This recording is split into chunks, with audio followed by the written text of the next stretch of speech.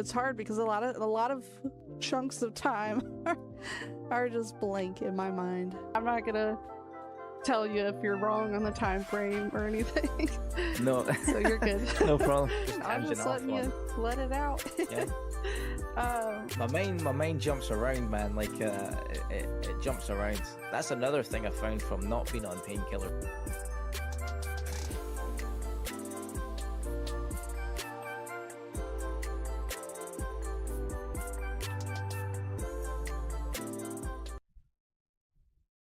Woohoo! Welcome to episode 4. We are back. I'm getting asked about addiction recovery, mental health, and just general adult things that people go through, and I'm just here to help people out. We do have a new wall of fame. As you can see, our first guest ever, way up there. I can't, goes off camera, but that is Anvilite's picture up there. He was our first guest ever a couple weeks ago. Please go check him out. He's on Rumble as well. And I am open to other guests as well. And we'll get on the wall of fame. Podcast is every Sunday at 9:30 p.m. Central. I assume I might be late sometimes. So far, we've been on time. But I'm not gonna promise that I'll always be on time. That's Central time though, so 9:30 p.m. Central, 10:30 Eastern time. I don't know what that would be in Mountain time, but I'm sure we can look things up. We also have gaming on Tuesdays and Thursdays at 9 o'clock p.m. Central. Sometimes Saturday. We play a lot of first-person shooter games, some RPG games. Right now we're playing Arc Raiders a couple nights a week. I'm going to try to stick to Tuesday, Thursday. That's the new schedule we're going to try out. We'll see if it works, because it's changed a couple times, because I work full-time, and I'm a mom, and I'm busy. And usually on this podcast, if you haven't tuned in before, we've only had 4 episodes, so wouldn't be surprised if it's your first time here. We do have some pretty heavy topics. I don't filter things out when I talk about stories from my past drug abuse when I was younger, and I like to keep things open for the sake of whoever it could help. So be wary of that. This is not for kids, and it's mainly about addiction, but we also just cover general mental health, because everybody has something. What's up, Spoon Ninja? Happy 4th episode, if that's a thing people wish. Heck yeah, happy 4th episode. I can't believe that's a whole month. I've stuck with something for a whole month. That's crazy. Yeah, I'm excited. I've really enjoyed it so far. Let's see. So today is a new topic. Do I want this right here? I'll move this over so I can see it better. Okay, so yeah, usually it's gonna be a heavy topic, some weeks more than others. But the purpose of talking about this stuff is just to give some sort of roadmap to people, because everybody's trying to navigate life.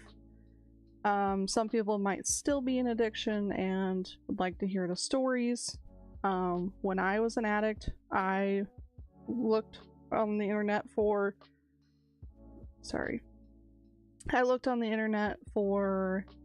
someone with a relatable story to me, and had trouble finding it, and that's why doing this podcast is pretty personal to me. I also just have a drive to want to help somebody, and I was given the gift of addiction, and I got through it, and now I can share it in the hopes of helping somebody else. So that's why I do it. our topic for today is going to be priorities and relationships, as you saw from the thumbnail. We're going to talk about how much dust do I have on my hat? Goodness.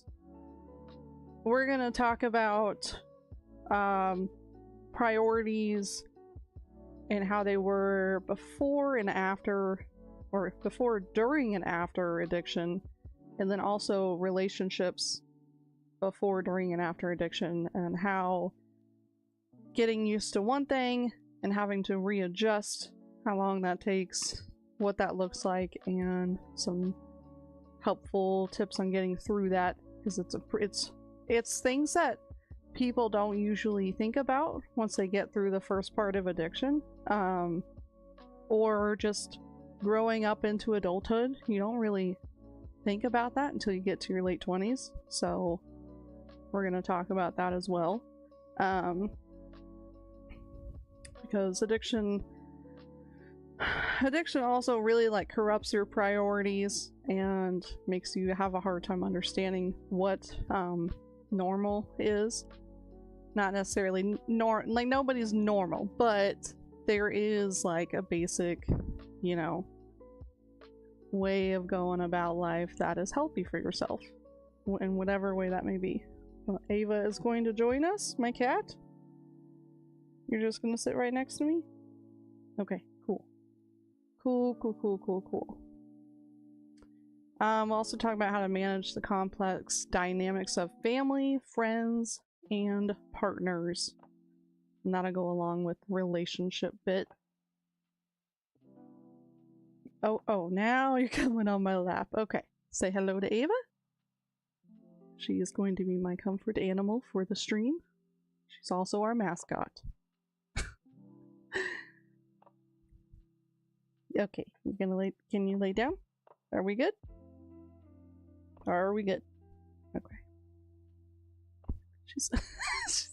She wants butt scratches. My bad. Alright, are you gonna lay down? Oh, there she goes. There you go. Okay. Alright. Okay, so priorities. That is something that I've had to definitely work on in my personal experience with addiction. And if you guys have not been here before, I was a heroin and other drug addict for 3.5 years. I've been sober for, it'll be 8 years in December. So December 2nd, so in like a week or 9 days or something.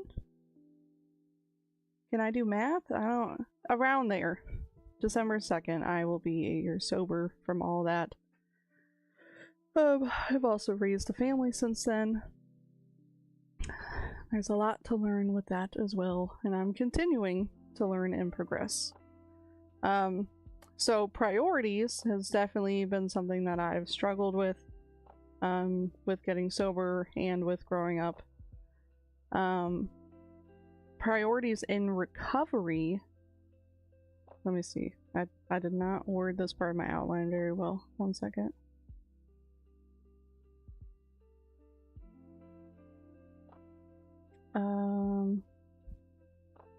Okay, so let's talk about what makes something a priority. So it's not just about what you do and when. It's about what things in your life you're giving your energy to and your focus and your time, what you place value in as a person.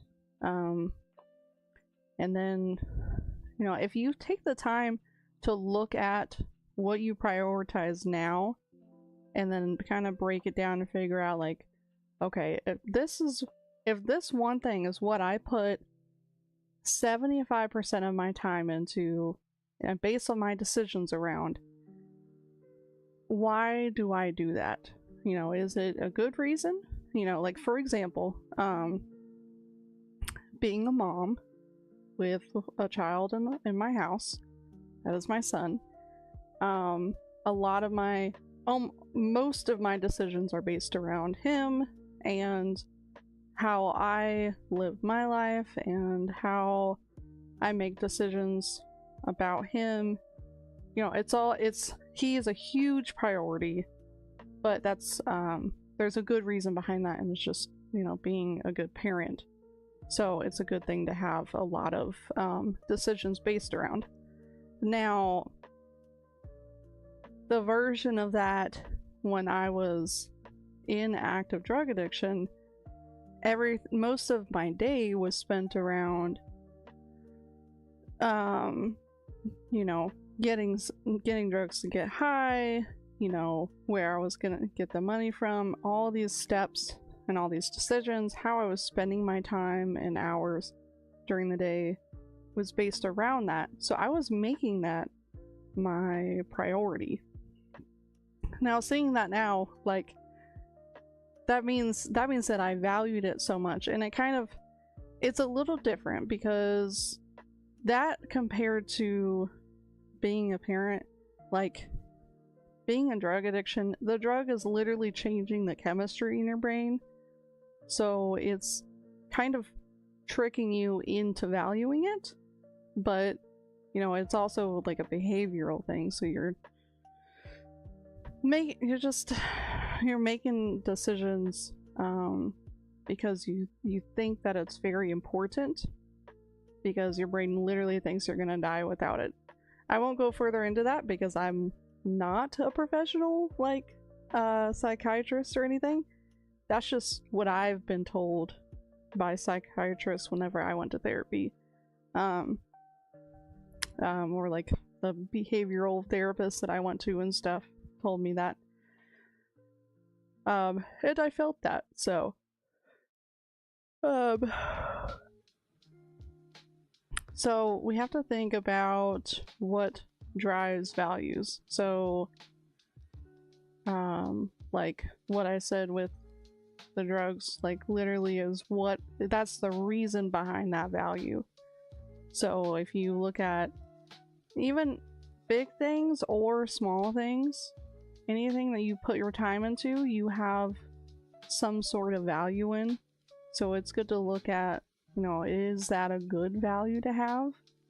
Or am I doing this for the wrong reason? You know, I think there's a lot of benefit in taking the time to kind of have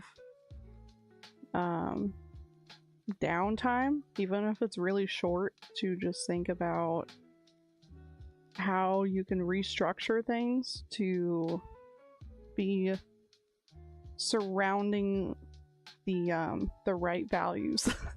I don't know if that makes sense. But that's something I've done lately myself that's kind of helped me a little bit. For instance, I've had trouble with working and streaming. Granted, I don't have it all figured out at all. I still don't. And I struggle with... Oh my god. Fucking scared me. How long have you been standing there? You scared me. I still struggle with getting my work hours in, and, you know, I want to do everything fully and perfectly, but I can't, and no one can.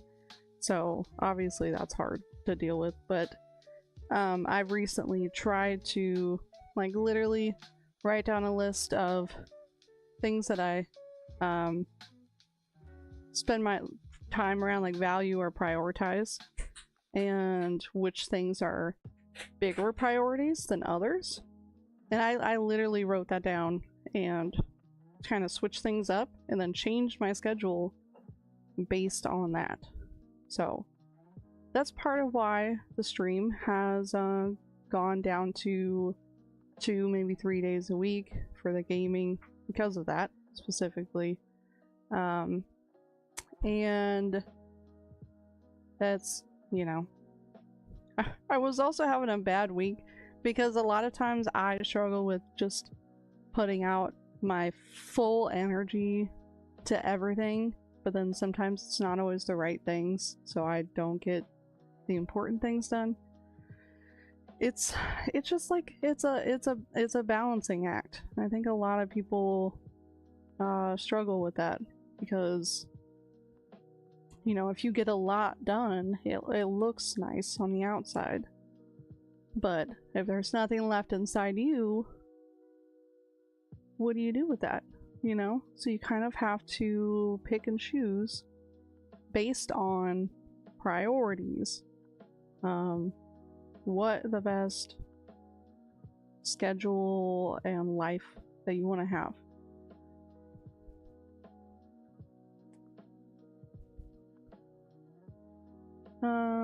Spoon Ninja said, yeah, it makes sense. Surround yourself with good things and people.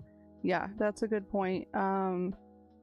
It helps tremendously to be in a good environment if you can help it, and to be around decent people.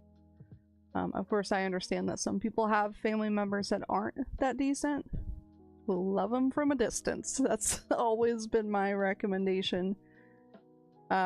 For most situations, I know sometimes things are too bad to stay around, so. Ava's literally falling asleep on my lap. He's so cute. Let's see here.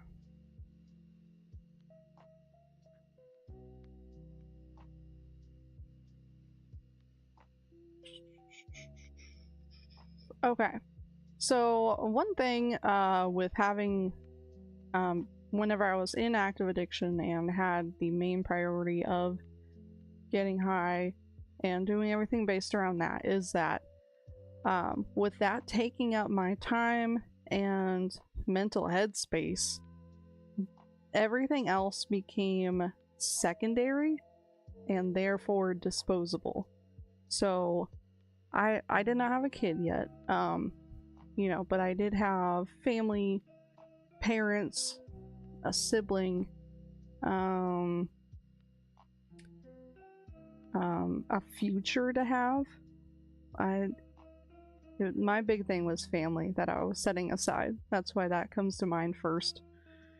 But it's just, if most of my mind was spent with using, there was very little space left to think about why those other things like family were important. And I had a hard time caring about it as much. So it wasn't just my time and my decision making that was around using, it was my emotions that were taken up by that. It was my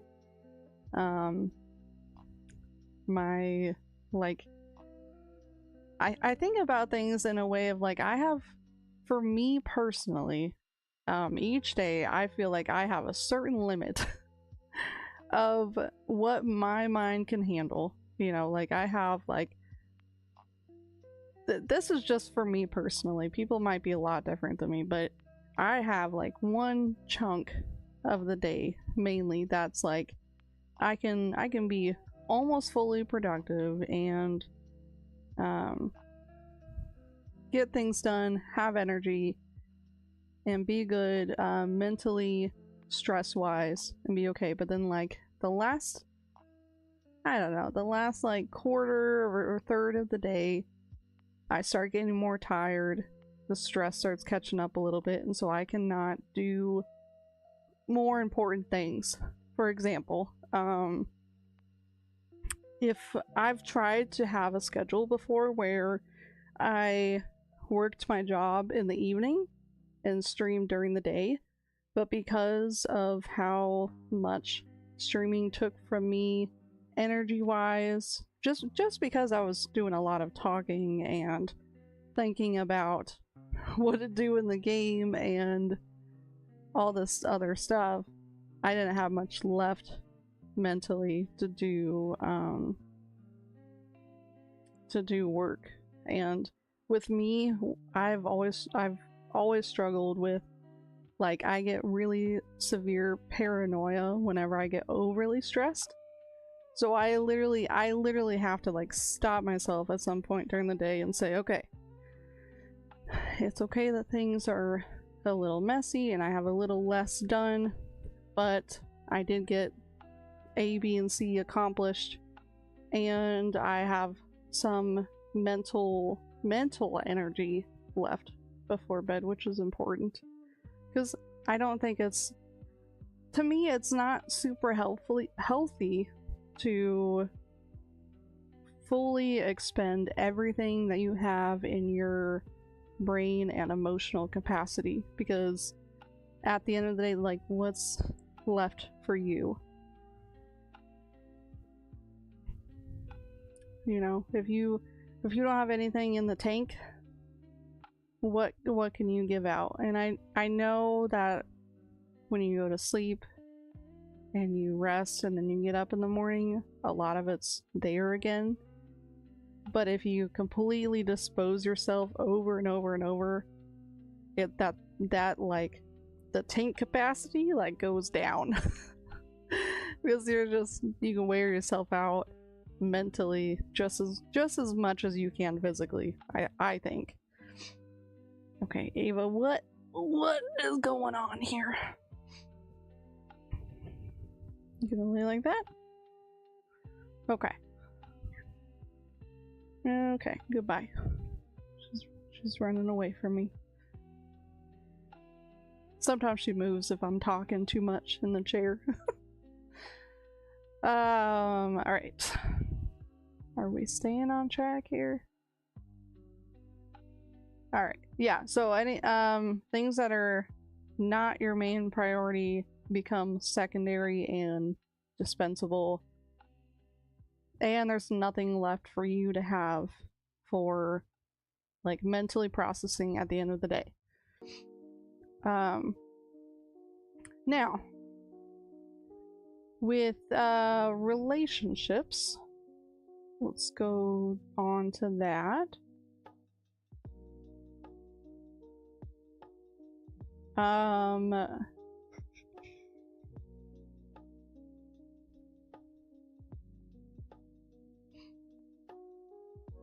Okay, so relationships during addiction. We're going to talk about addiction for just a little bit. If you guys have not been through drug addiction, just know that some of this, when we talk about, we're going to talk about like relationships and stuff during addiction and after. The after part might be kind of helpful with just general, you know, relationship management and stuff. So if you haven't been on drugs or known somebody too, you might find something helpful still. Hopefully, that is the hope. So relationships during addiction are based around dishonesty, manipulation, secrecy, and emotional distance most of the time. That's definitely accurate for me. I talked about this last week, that a lot of the relationships that I had during active addiction, when I say active addiction, that just means like sometime in the middle of those 3 years that I was getting high every day. So like not mentally all there. And not sober yet. So during that time, the relationships that I had for me were based around when we were gonna get high. I was usually dating somebody that also was a drug addict, so they had the similar like bad mental health and their own mental illnesses, whether they were the same or different than mine. And we were, you know, working together to be drug addicts. It's horrible looking back at it, but it's a reality that I had and that a lot of people still have right now. It's not it's not just a movies thing. There's people that literally like are stuck in these relationships because they feel like they have to be in order to continue a life cycle that's just toxified their brain like to the max. So with the way that that sort of relationship works, the kind of people that I pushed away because I was so focused on my addict partner and our lifestyle, everybody else was kind of left in the dust when it came to my relationship with them, aka family members, friends, like friends that I had before I started using. And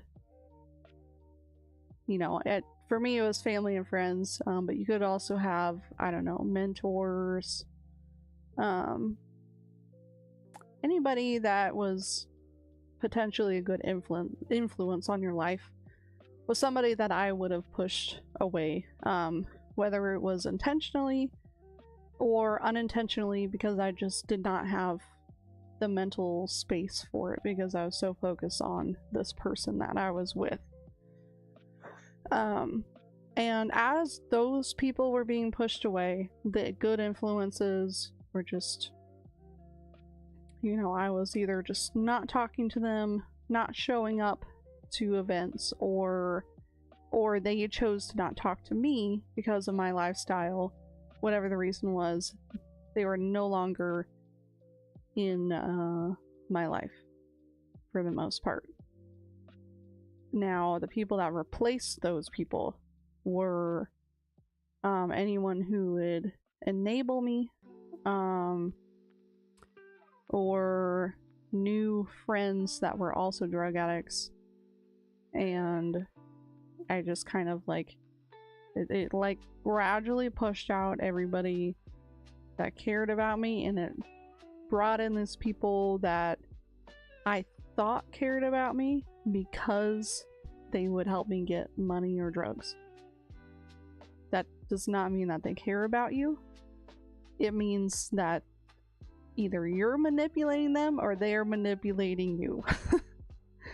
And I distinctly remember like manipulating people emotionally for that. And I can recognize now when other people are doing the same to me. It's like this subconscious thing that comes with being in addiction, because you're not thinking about the consequences, because you don't truly, or I didn't like truly care about those people, because they weren't my family. They were people that I was just using drugs with. And I think somewhere like really deep inside myself, I knew that I had people that cared about me, and these people weren't them. Now, and I guess maybe I use that to justify how I would treat people that were around me. That definitely sucks to look back on and admit, because I'm not somebody that would manipulate now. But it's a difficult thing to navigate, because I'm always like constantly trying to make sure that I'm not doing something for bad intentions.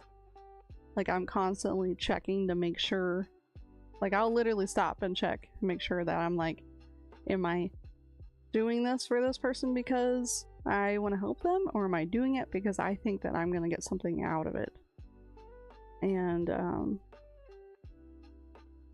I kind of have that check in place, maybe because of that, and maybe just because I want to try to be a good person. But I don't think nobody is perfect to the point of doing literally everything with good intention. Like, I think everybody on this planet has moments of, you know, maybe not bad intention, but just like in the gray, you know what I mean?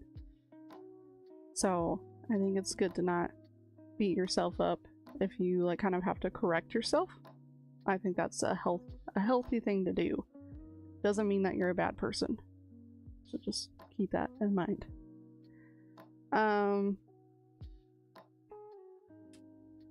Let's see. I'm looking at my outline.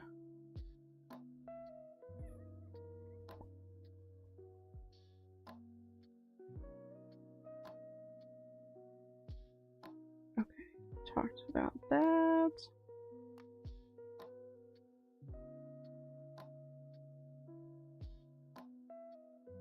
Now, another thing that is part of being a drug addict is that you develop, either you already had or you develop this need for instant gratification because of, I don't know the like scientific background of that, but it just like, because of like the combination of the lifestyle and being having the immediate response from drugs when you use them, it makes you like think that you get instant gratification from things. If you don't know what that means, it's like, how would I put this to where somebody would understand? It's like if you plant a seed in the ground, okay? Say like you have really great soil, you got the cleanest, most enriched water, and the seed that was bioengineered and like found, I don't know, everything is perfect, all the ingredients are perfect, and you put the seed in the ground and you cover it up and you water it and you put it in the sun, if it was an instant gratification type thing, the flower would pop out of the ground in 5 seconds and be fully bloomed. That's the mindset that you think, that how things happen in life when you're an addict. How they actually happen is you do all that, put the seed in the ground, cover it up, water it, put it in the sun, and it takes time and patience and maintenance to get something to sprout out of the ground. Sometimes it never does. And that's like how things are supposed to work. It's not, if a flower pops out of the ground immediately, it's also going to wilt immediately after that, because everything is temporary. So if something grows, it's gonna die eventually as well. So like in addiction, I hope that makes sense, because that's the only thing I can think of. So you get used to this idea of getting immediately gratified by things, aka drugs. And then the part of the flower dying immediately is the feeling of guilt. So you get super quickly, you feel, I don't have great grammar sometimes, forgive me, but you get this like instant gratification, and the thing that follows that immediately is guilt. And so a lot of people in recovery, which is like just your time sober after being an addict, when you get off of drugs and you're sober, and we call that being in recovery, you still feel like things should happen that way for some reason. And I definitely have struggled with this. Even to this day, at almost 8 years sober, I struggle with this. But I understand it a little better now, to where I can talk myself down when I get stressed For me, I get literally stressed when things do not instantly gratify me, and it's difficult. And some other feelings that can come with that are anxiety, depression, stress, and self-loathing, like self-esteem issues, connecting with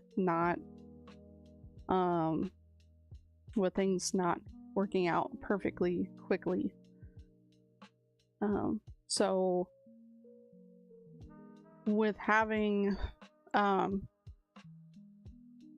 with getting sober and the time after that, there is this period of time where you have to learn that it's a longer,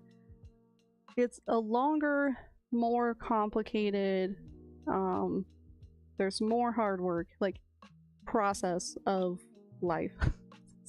That's a horrible way to word that, but like, it's not everything's gonna pop up immediately. It's gonna take time to, you know, work on yourself, have some ups and downs. Can't have the ups without the downs.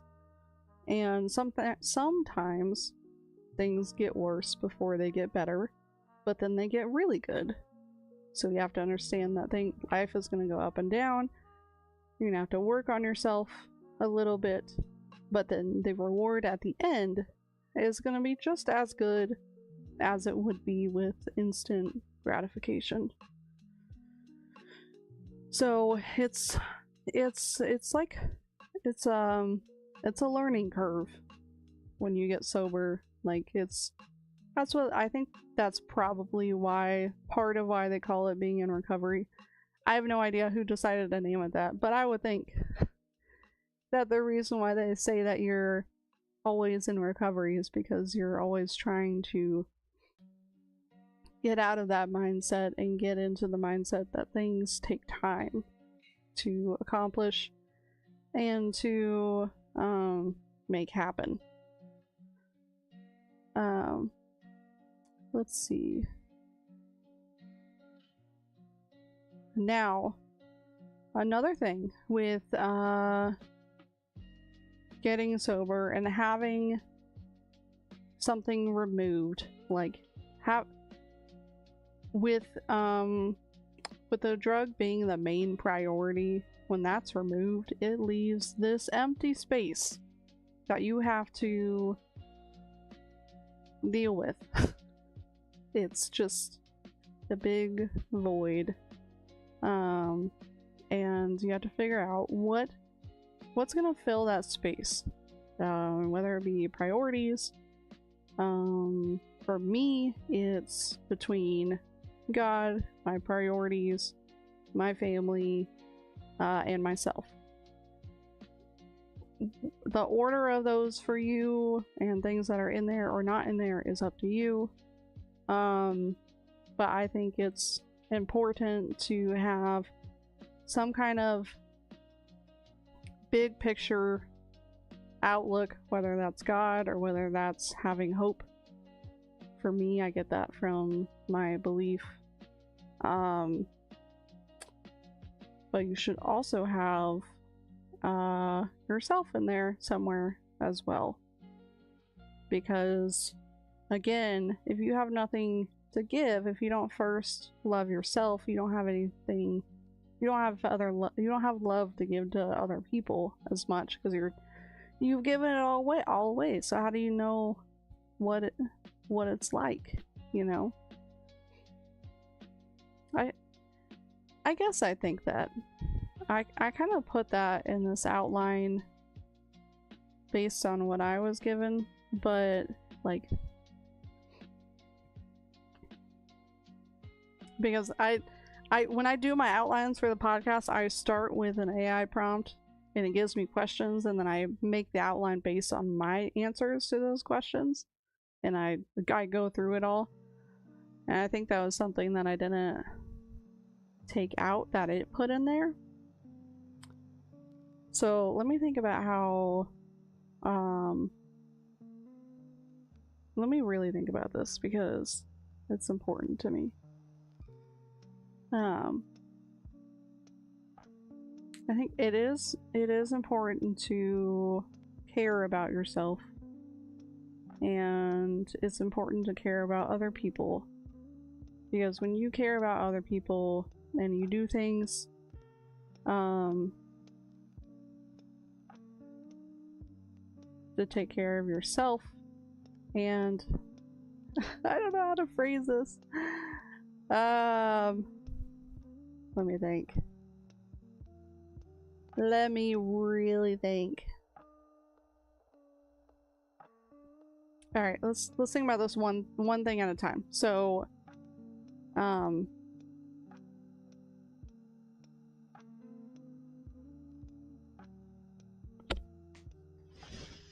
what was even the question?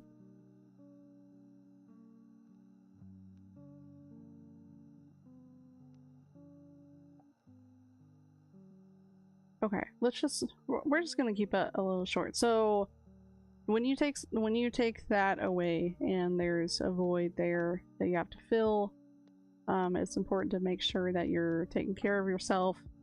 You're finding something that keeps you grounded, and you're making sure that your priorities are based around your personal values, and that they have good intentions behind those values. I guess take care of yourself too. Like it is good to love and take care of yourself, but I also think there's something really valuable in doing things selflessly for other people. Like, most of the joy that I've experienced has been when I'm giving part of myself away for a good reason, rather than giving it away for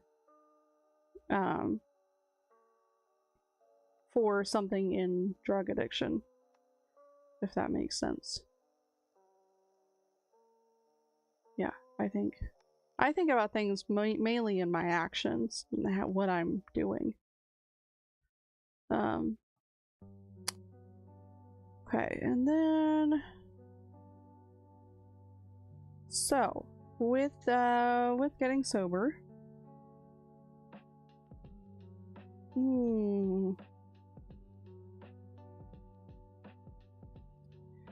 some things that help with the mental stability after getting sober,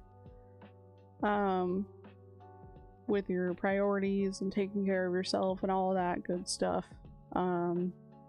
Structure and routine are a really good place to start.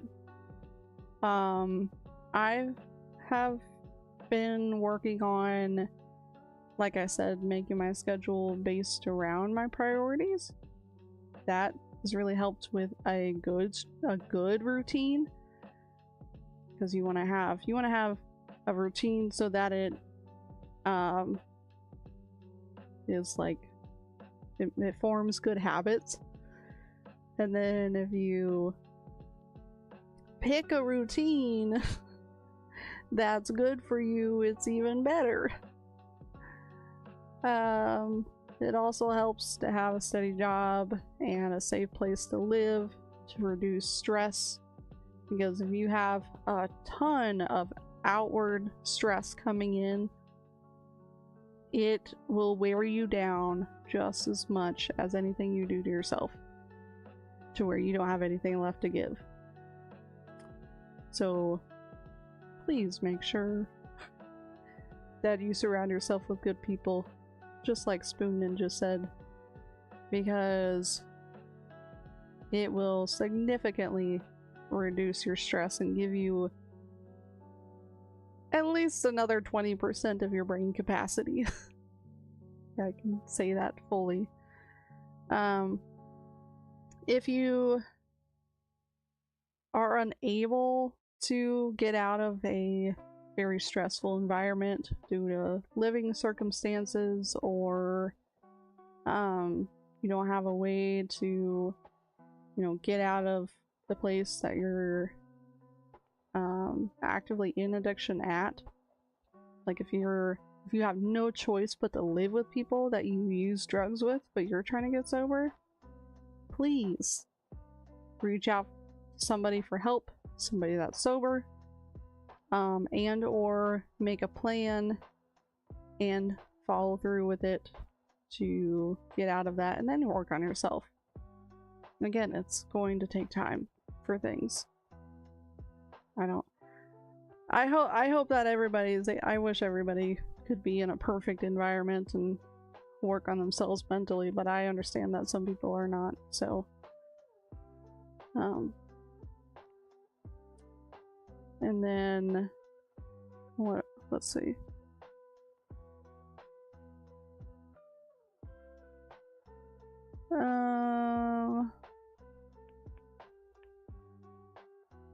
Having the structure not only gives you good habits, but it's also helping your self-esteem, especially if you're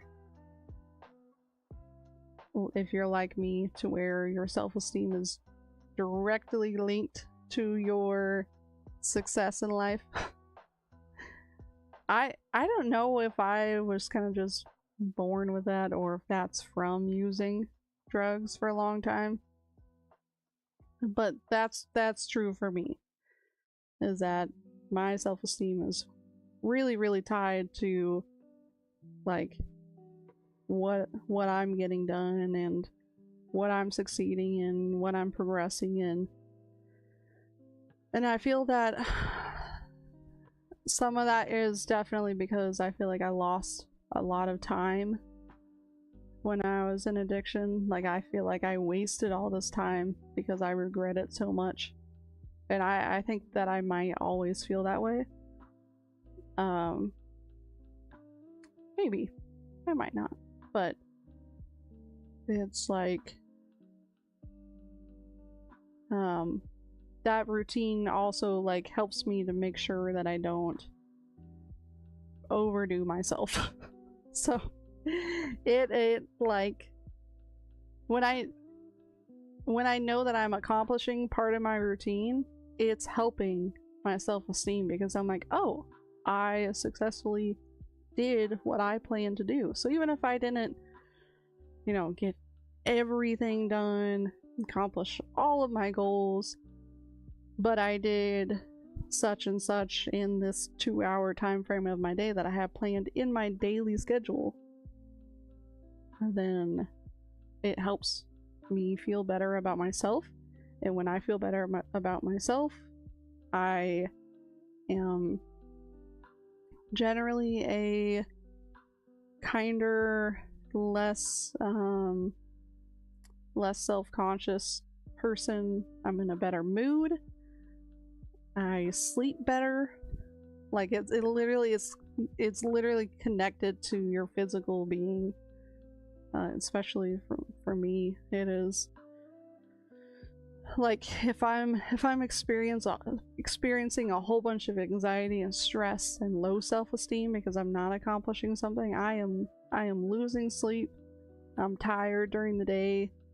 I don't have motivation, and then I get into a cycle, and that cycle is that's very similar to the cycle that I was in being an addict. It's like the same thing. Though I have to stop myself, because I know that if that just continues on and on and on, that could be a potential like relapse. Because if I let my self-esteem get really low, then I have less motivation, which means I get less done, which means I have less self-esteem, and I get to a point where I just don't care about myself or anybody. Why not relapse? Why not relapse? So I have to make sure that I am okay and that I'm doing good. I'm not always great. I have days that I'm depressed, but I have a way to get through that, and it's all of these feelings are temporary anyways. So I know that better feelings, like if I'm having a horrible day mentally, I've slept bad, I'm depressed, I'm anxious, I'm having heart palpitations, and I'm stressed. Sometimes the only thing that gets me through that is knowing that I might feel better tomorrow. Like, if I know most of the time, like, after I sleep that night and, just think about the next day, that I'll probably get something more done the next day. I'm like, okay, let me just freaking get through this day. It's not that great. Let me try not to flail my emotional limbs at other people in the process, and just get to the next day, and it will at least be slightly better than today. Almost guaranteed. And if it's not, then I try something else. I need water.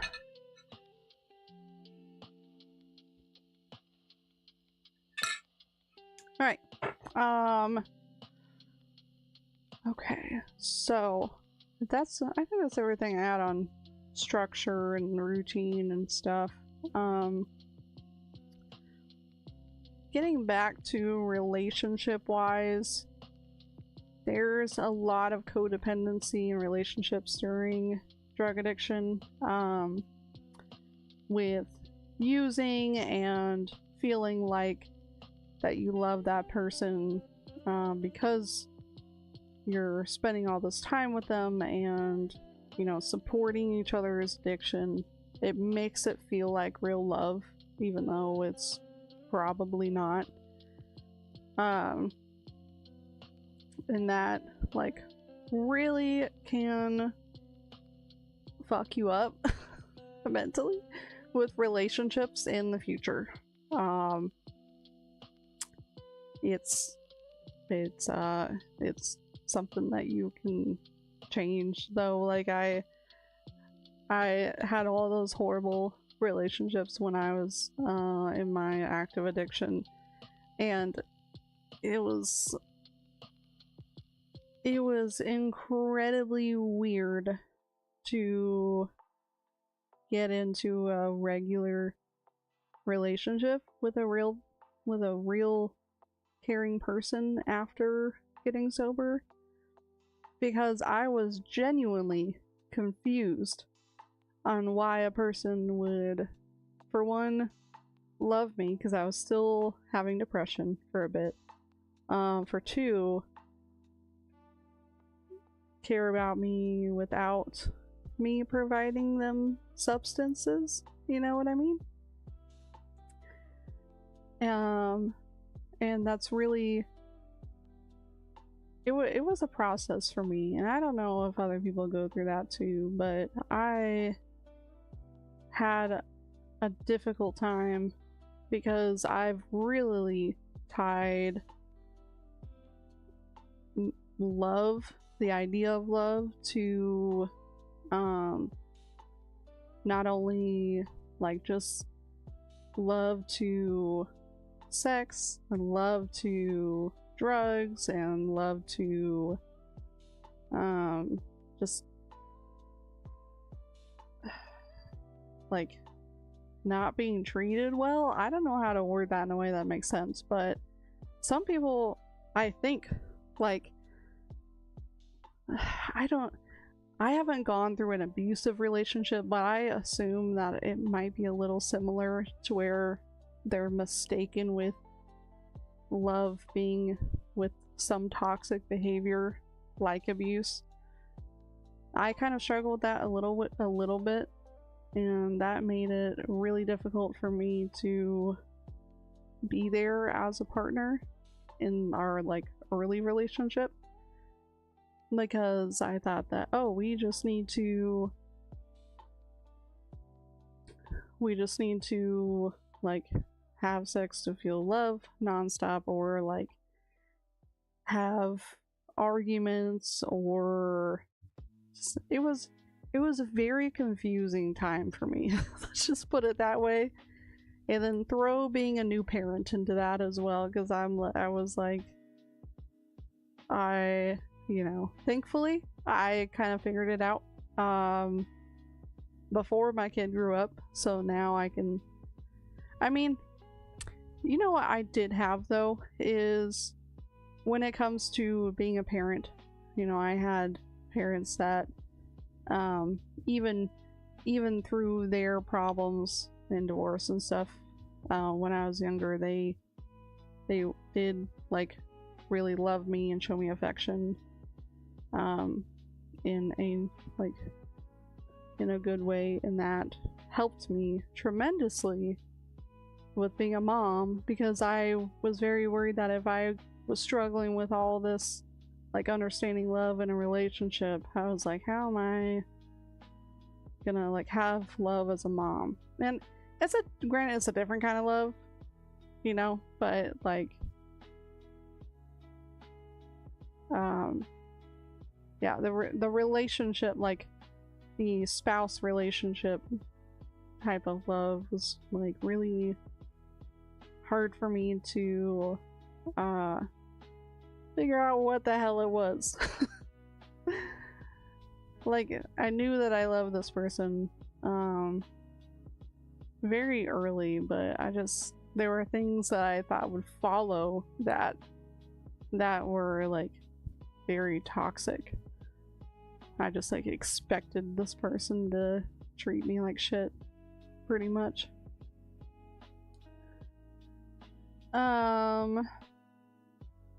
Spoon Ninja said it can tarnish your thoughts because your memory makes associations. Yeah. I think I know what you mean by that. Memory makes associations. Yeah. Yeah, and I think I also have this hard time with being around people that drink too, because I think that they're just gonna, I don't know if I'm ready to talk about that. Okay. But yeah, definitely, like, if you're like starting to be in a relationship again, you kind of like have these expectations, whether it's having your past relationship be an addiction, or just being in a shitty past relationship, or a toxic one, or whatever. You kind of like, you go into a new relationship and you have these expectations of like, oh, is it gonna be like this? Well, they did this one thing and I was just like the other person said, you know, if it's like a phrase or a word that was triggering because that last person said it, and then all of a sudden you're in a bad mood and causing an argument because that triggered you. And one thing that me and my spouse have done successfully nowadays is to, like, if we get an argument and it's kind of like more than usual, which we don't get in a lot of arguments at all, but if we do, and it's like kind of heated argument, like afterward, if one of us realizes that something was triggered emotionally, we'll say it. We'll be like, I cannot think of a specific example, and I don't know if I would say like a specific argument because it's private, but it, like, I definitely know that I've gone up to him after an argument and been like, hi, that one thing that you said like really set me off, and I cannot deal with that when you say that. And it's just like, you, like, it's the honesty builds, for one, it builds trust, for two, it provides some explanation, and it's been reciprocated too. Like, he's said something to me afterwards too and been like, it bugs me when you do such and such, or when you said this, it like really set me off because it made me feel this way. And so then we talk about it, and I'm like, okay, well, next time, instead of saying that, I will ask you this instead. Will that work? And that gives the option of yes, it will, or no, don't do that either. And just like figuring out communication is like, I think that's a whole part of being with somebody in a relationship. Like, you have to, like, learn somebody. You have to learn about them. Because if you're spending all this time with them, like, you don't, it's not good to not work on things. You gotta work on things a little bit.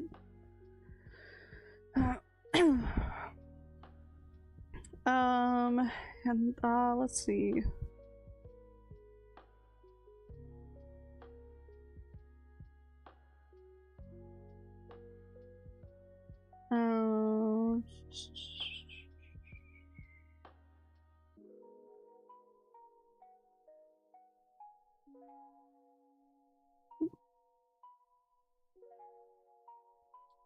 I'm looking at my outline. Give me one moment.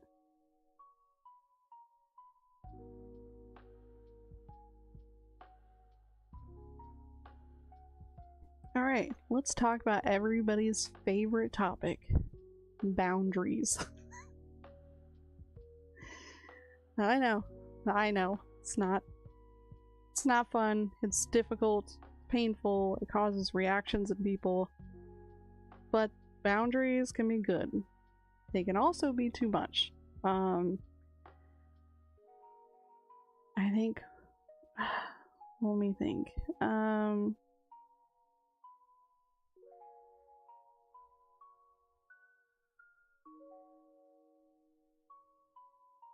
So one thing with being newly sober and off of drugs is that you have to kind of navigate rebuilding relationships. Especially for me, it was with family, parents, relatives, grandparents. I didn't really get a lot of my old friends from before my addiction didn't come back, and I fully understand like my behavior. I see that it was healthy for them to leave at the time. But mainly my family and my parents. So those were the people that I was mainly trying to navigate rebuilding relationship with. Had to rebuild trust, had to start showing up more, start being available emotionally, being selfless, like calling and talking to my grandparents. I still don't think I do enough, but they understand that I'm a mom with a young child, so that's mainly me just being busy for that. But I take the time to talk to people that I love, even when I don't need something, is the big thing that people will see, and they'll begin to trust you more when they see you doing that, because they recognize people that are sober and in a good healthy mindset will recognize another's healthy mindset and choices, and they'll be like, oh, well, that was nice of them, I'm glad to see that they're doing better. Most good people will react that way. Some bridges don't get rebuilt until like later down the road, but it's not impossible.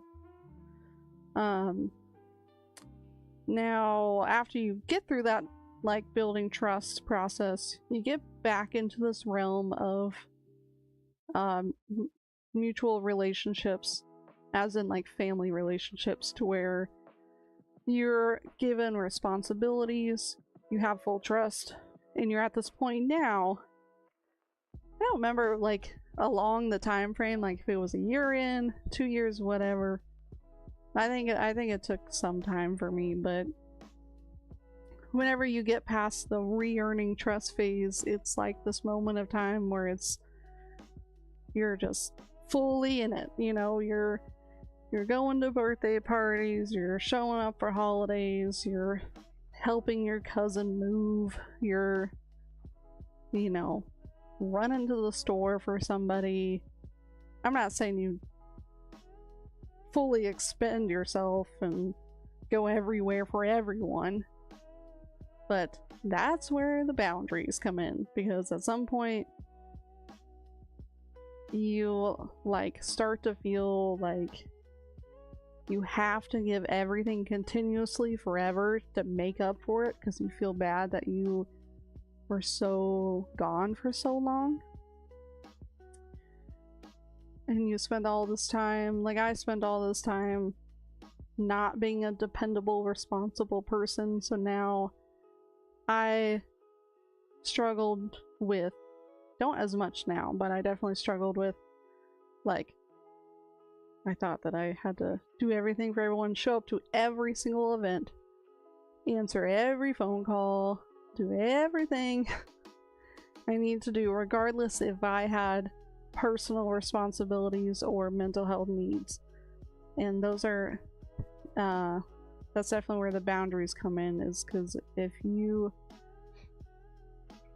say you have to miss one birthday party because you've had a horrible day mentally, you're depressed, you had to like work extra late, and you're up all night with your kid, and you just have all this stuff going on. Sometimes it's doable to where, like, I feel like I can still go because I know that it'll make me feel more grounded, especially if I'm going to my mom's house. Heck yeah, I won't have to cook something, and when I'm around her I feel a little more grounded. So I know that it might actually make me feel a little better. But if it's like just like a friend's house, or if it's some other plans that I had that's not like a huge holiday or some huge event that I'm gonna miss, if it's just something small, then I am allowed to back out of plans. Sometimes, you know, like, it won't be the end of the world. You know, if I have to reschedule one thing or miss one party, whatever it is, it's not, if it's not, like, if I really, really need to be here, it's, like, you kind of just have to pick and choose, you know?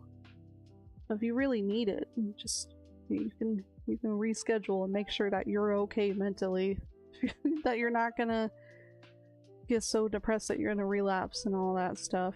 I'm not saying don't push yourself sometimes, because I think it's good to, because you'll get used to going to events again.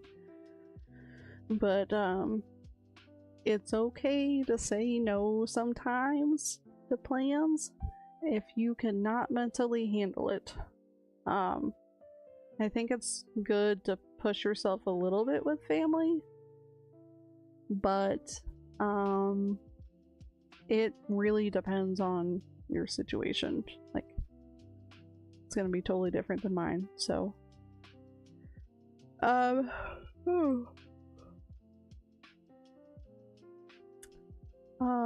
lost my spot. Yeah, boundaries.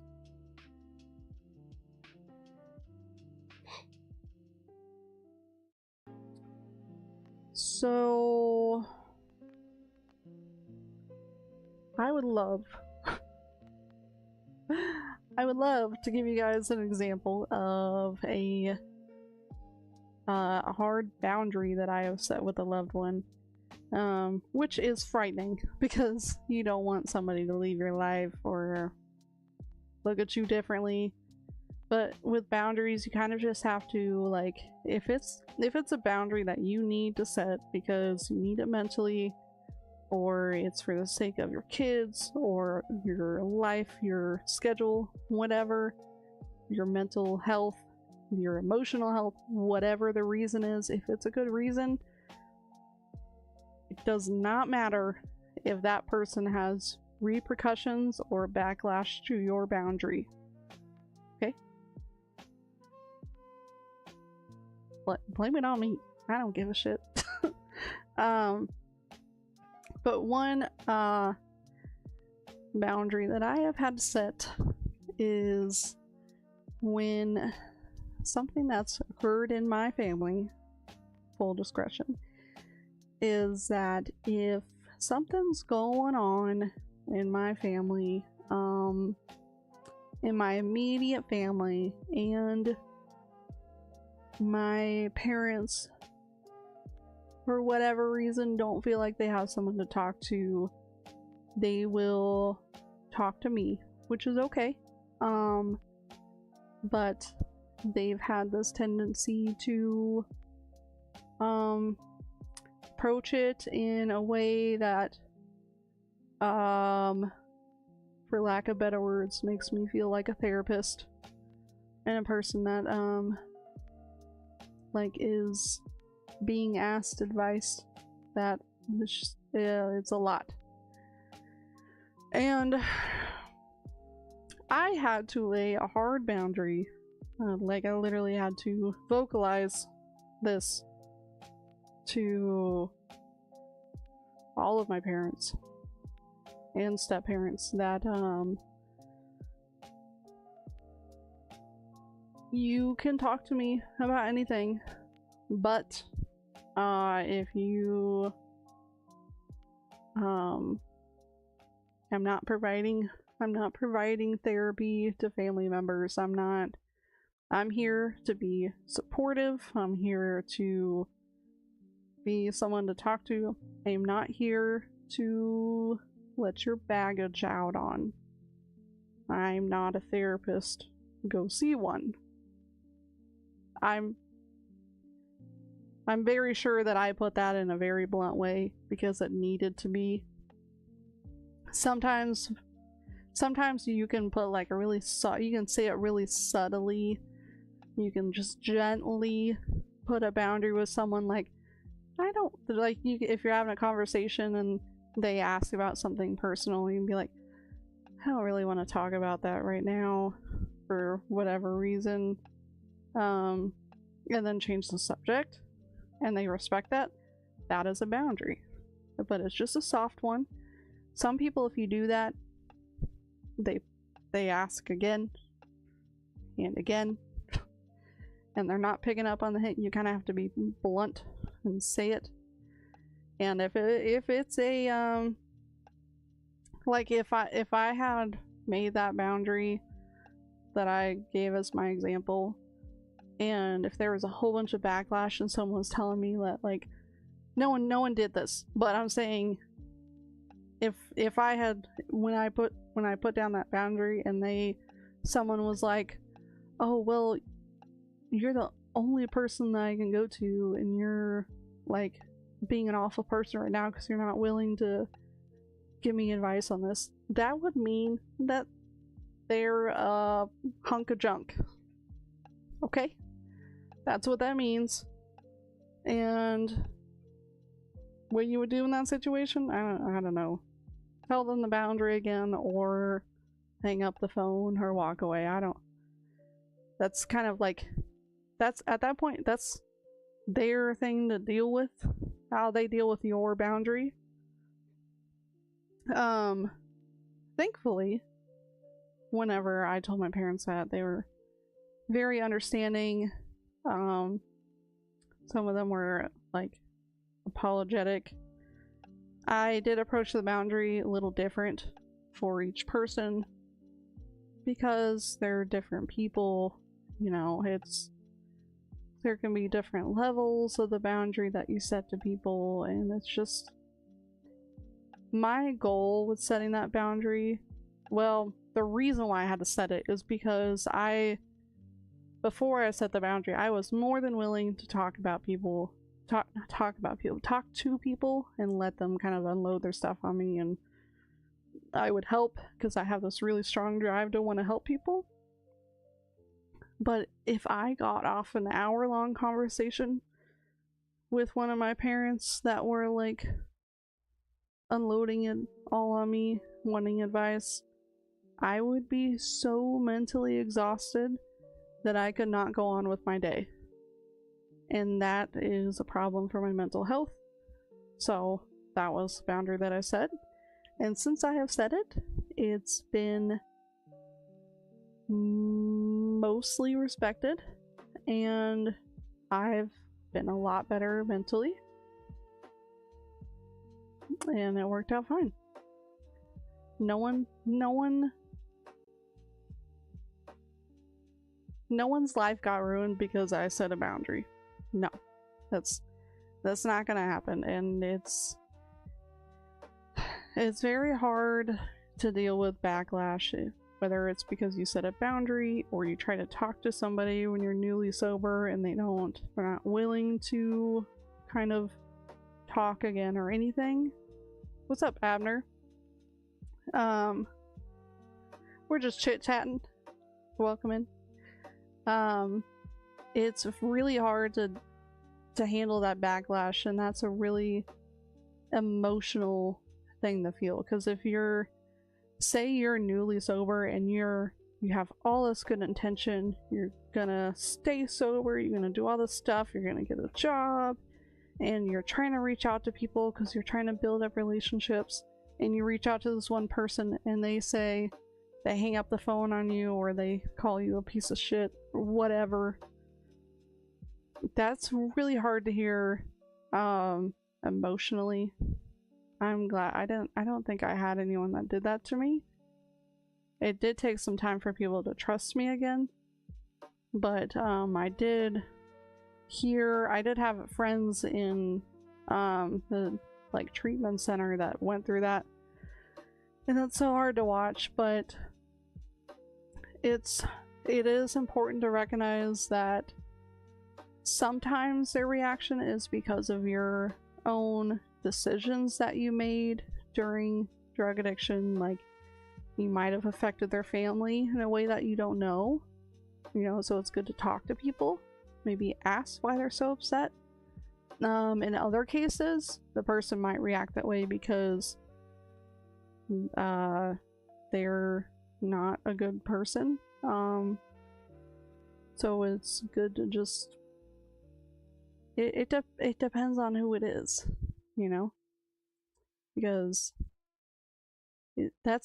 but being able to discern that and tell this person is having backlash to me because they're a shitty person, and or they're just having backlash because of what I've done to them, being able to understand the difference between those people is something you get back whenever you're sober. You can understand body language, and you can newly understand people's personalities and stuff like that. I didn't realize when I was actively using all the time that I was no longer able to read people.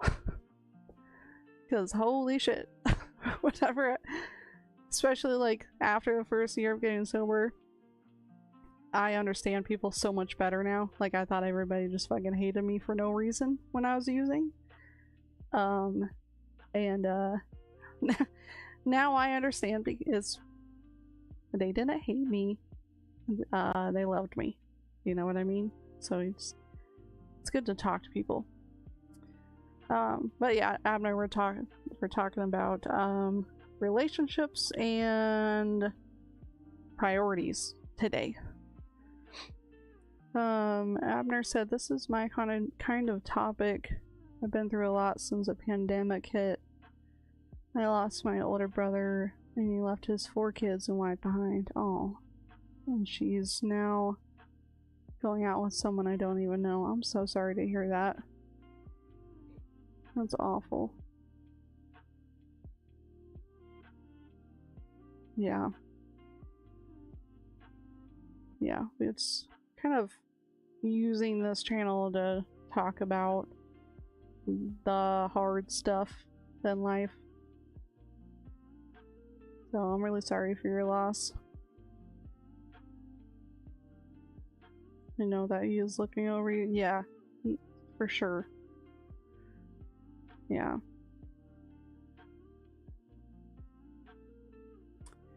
Yeah, I still have my older brother. I just have the one brother. He's kind of been a pain in my ass lately, but at least he's here, so there is that. My siblings are a lot. Abner said, with him and all of my loved ones that have passed on and God on my side, then I can do anything. Yeah. Yeah, and there's, you know, there's things that happen in life, and it's like, I don't know what you've done to handle that mentally, but I know for me it's like I've just had to like feel things and then keep going and then feel them again and then keep going with my life and then stop and feel it again. It's like it's a process, you know.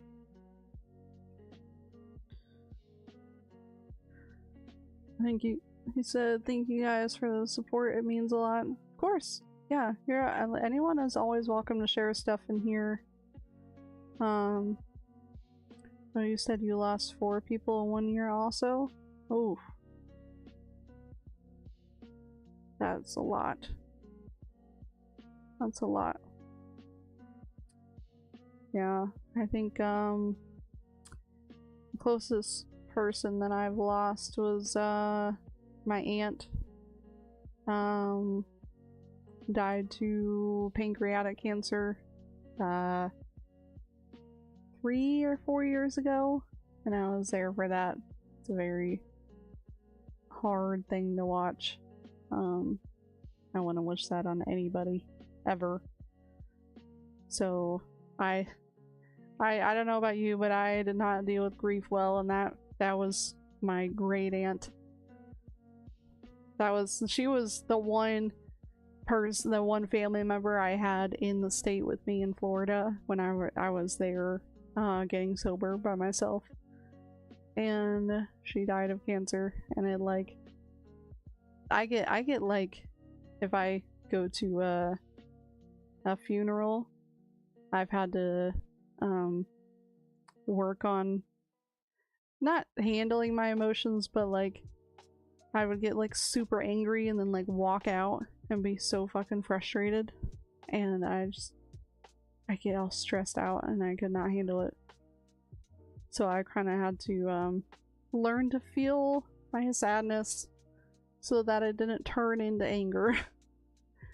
That was my process with that. I do see the donation from Crickleberry. That's our first crypto donation with the new Rumble wallet setup. So woohoo! Thank you. I really appreciate the support. Also, hello, Foe. Thank you for the lurk. Abner said cancer runs in my family. That is not cool. Don't like that. That sucks. Cancer sucks. Literally. Spoon Ninja said, I try to remember good memories of those I've lost. It helps. That's a good thing to think about. Just kind of like changing your thoughts about it. I bet that does help. Okay, we just had a little bit more to talk about. And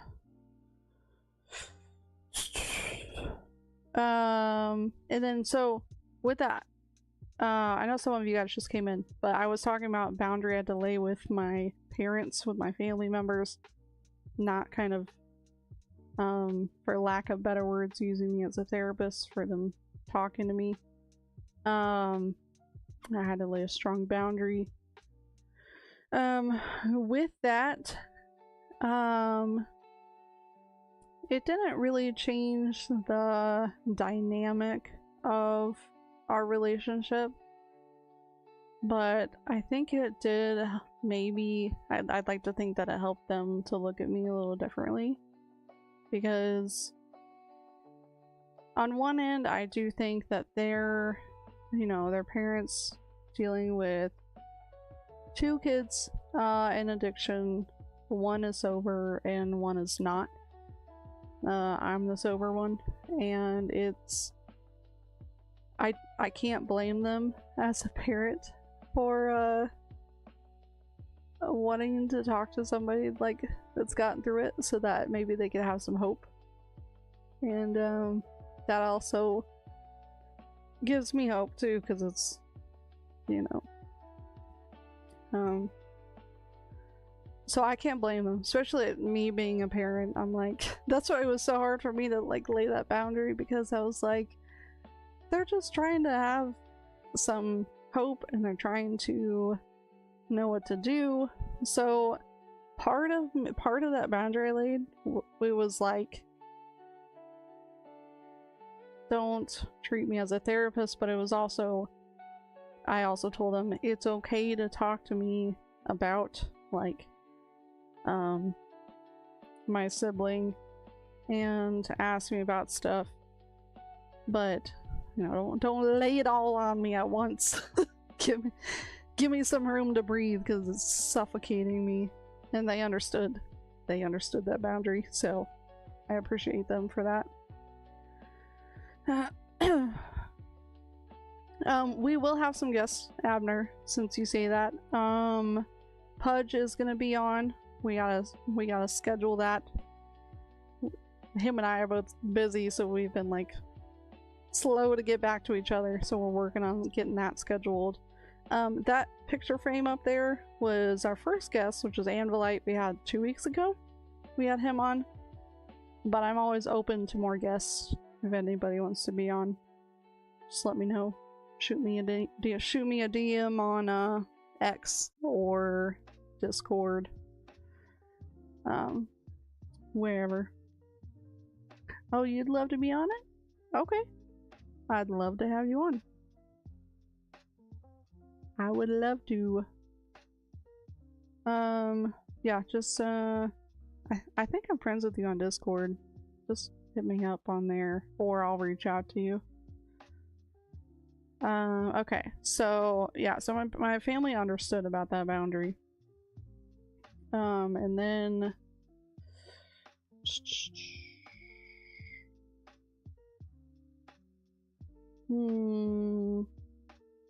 looking at my outline I wrote for myself here. Oh, okay, I lost my place.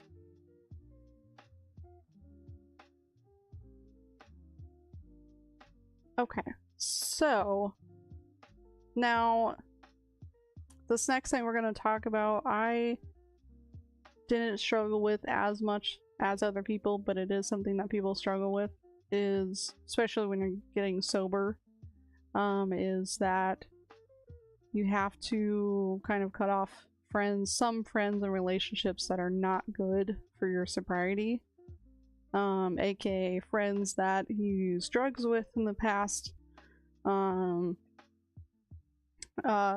spouse relationships. You know, you might have to end those, especially if you're using with that person.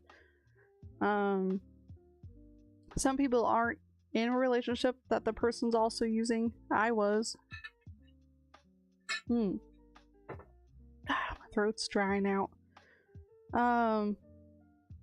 So it's really,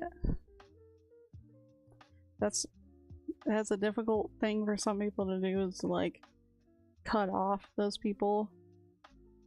And there's kind of a pain with that. There's pain with that, and it might be really difficult, especially if you care about that person, but at the same time they're, you know, giving you drugs or using them with you or giving you some sort of excuse that you use to talk yourself into using again, which is something that most addicts do.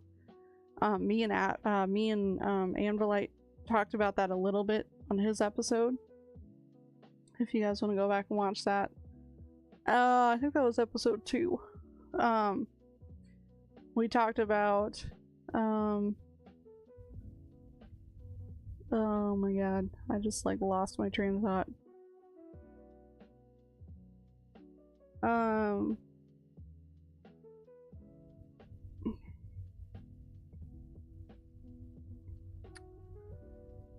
What was I talking about?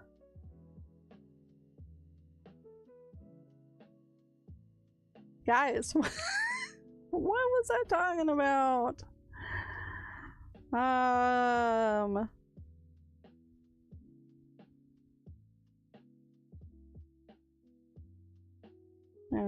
don't remember.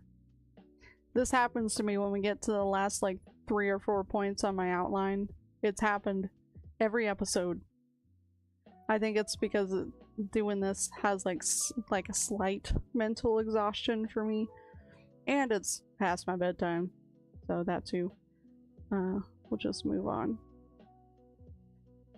Where do new healthy relationships come from? So if you're getting rid of relationships with friends or other people that are dragging you down, being very toxic, other healthy relationships that you could bring in could be from regaining relationships with grandparents, family members. If you don't have family, you can go to AA meetings, which is Alcoholics Anonymous.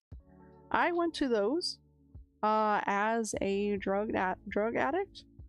They're very accepting of people in addiction with drugs, even though alcohol, I didn't have a problem with alcohol, because it all does the same stuff to your brain pretty much. So it was the same, like habitually and behaviorally, it does a lot of similar stuff.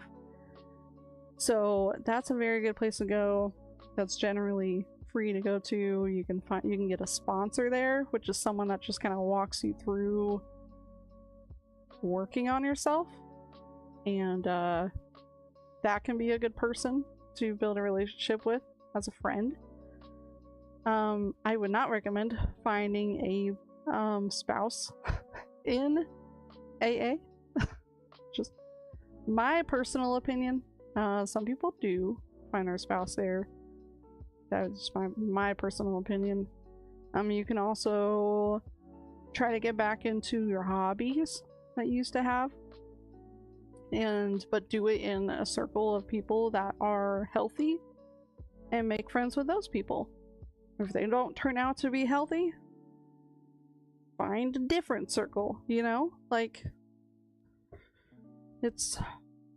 I make it sound simple. I know it's very much not. But also you kind of have to make it be that way, just so that you can take care of yourself, you know? It's better than overthinking everything. It's better to just choose what's best for you and your kids and your immediate family. Mainly for yourself and your kids.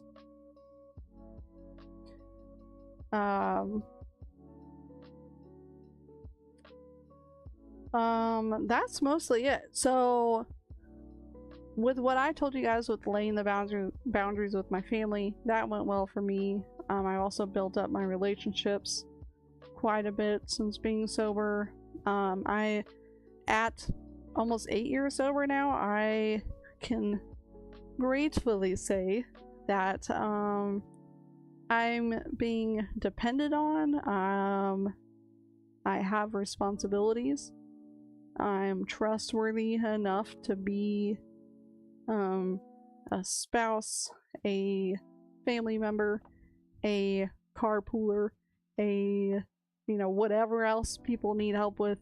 I am a trustworthy person now, and it's like, if I've had a shit day and if for some reason I didn't see anything to be grateful for, that's one thing I can always be grateful for, is that people can actually depend on me. And I think I forget that sometimes. But just lately, I think that's kind of been highlighted to me by God, or just by everything going on lately. Like, really, one thing is that I get these little thoughts that are like, whoa, they're trusting me with that, and it's because part of my brain will always be stuck in that addiction part of my life, where I just made horrible decisions and couldn't be trusted with anything. Abner said, make sure I didn't miss anything. He said, taking therapy and talking about God and reading the Bible with the wife to spend time with her. Oh, that's wonderful. I need time with her to spend... Oh, were you having trouble typing? To spend time. And then you said, oh my god, what sleep? I don't know what sleep is anymore. I'm a parent. Oh, goodness. I don't know how single parents do it. I do not. You guys are way stronger than me. That's really awesome, though. It takes a lot of bravery to just do therapy. And I think it's very intimidating to some people to consider that. I haven't had... I mean, I guess it still can be intimidating to me a little bit. But I generally get anxiety going to any sort of official doctor's office for some reason. I just get a little bit of anxiety. And it's from that. But with therapy, I knew that it would help a little bit. And it can help. I would like to say to everybody that it's very normal to have to switch therapists a couple times to find a person that is compatible with you the most. I would really recommend going with somebody the same gender as you, because I feel like men and women's minds just works a lot differently. My dad has said that he feels like he does better with female therapists, so maybe that direction works okay, but for me, I've had a male therapist before and it never got past like surface level. I've always done better with a female therapist because they just kind of like get where I'm coming from with my thought process, because we think about things differently, overthink about everything. But sometimes you just gotta like, there's not a specific way to tell if a therapist is good for you, but if they're not getting to the deep stuff, or they're not like, I wouldn't say validating you, but like if they're, I don't know how to explain it. I mean, everybody needs something different in therapy, so if one therapist works for me, they might not work for you. Like, because they all have different approaches on how to do things. But what it really comes down to is if you're seeing progress in your own life, you know, it's usually, yeah, if you're seeing progress like long term, I'd say give it a couple appointments, see how you're doing. Obviously you might feel a little worse before you feel better, but generally therapy has been really beneficial for me. Alright. Ooh, God. Alright, that is pretty much it. At the end of every episode, we have a take it or leave it segment, which is where I give you even more unwarranted advice. I give you a little piece of homework to do for the week. You can take it or you can leave it. You don't have to do it. You don't have to take my advice on any of this, but I'm grateful that you were here watching. The take it or leave it for this week is to find one morning this week, whenever you wake up or when you're having your coffee or whatever, pick one small thing to accomplish. Something that's been like constantly on your mind, like you just keep thinking about it. Something small. We're not talking about reorganizing the whole garage.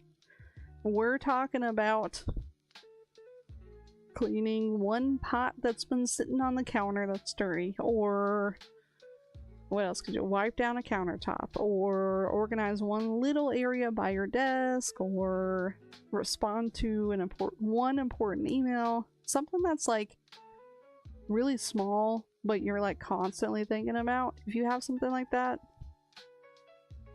find a morning to sit down and be like, okay, I'm gonna do that today before bed, and then do it and see how you feel the next day.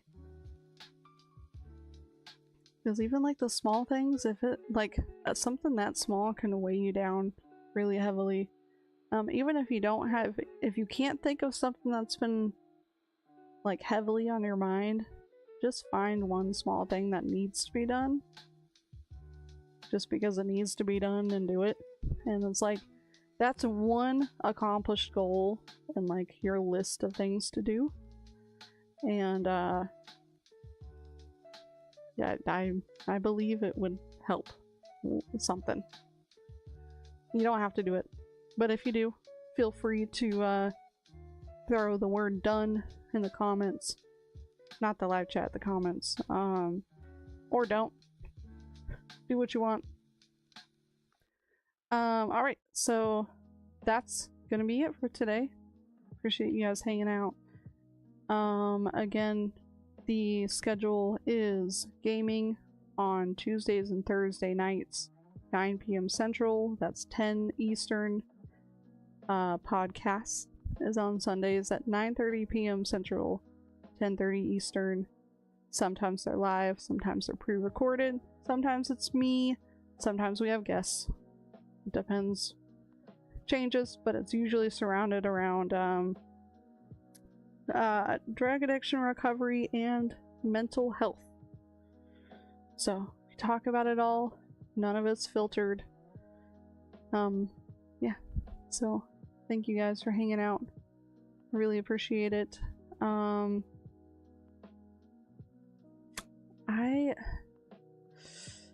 Should we find somebody to raid out to? Sometimes I've been raiding out, and sometimes I haven't, if I can't find somebody that like because I'm not familiar with other podcasters on here, like addiction recovery wise. I really need to like get involved with that community so that I can have people to raid out to. Oh, let's raid out to someone that's cool and relaxed and always in a great mood, even when he's not. We're gonna raid out to Foe. Please drop him a like, even if you don't stay and watch him. I don't know what the heck he's doing right now, but we're gonna pop on over there. Thank you again for that donation. I really appreciate that. Which you can now donate through crypto as well as other methods. Sorry you had to stare at my fever blister on my lip this episode. This is, I swear every year around the holidays I get this, because if I get so overly stressed that my body cannot handle it, I break out in fever blisters. And I get it from my dad. Ridiculous. Ridiculous. I've had a lot of stress at work lately. I think that's why. Trying to do everything as usual. But just remember this week that you can't do it all. No one can. And if they think they can, they're gonna burn out. But I believe in you guys. You're gonna have a great coming week. I hope you guys have a wonderful Monday. If your morning's not great, start the day over. It's a great method to use. Even if it's like 3 p.m. Start the day over. Or whatever you gotta do. I hope you guys have a great Monday. We'll see you later. And if I don't see you in gaming, we'll see you next week for podcasts. Have a good night. Hang out in the chat for the raid. And goodbye. Bye-bye. Bye-bye. When in doubt, send them to the live chicken coop stream. Oh my god, I think I've seen that. Alright. Alright, bye.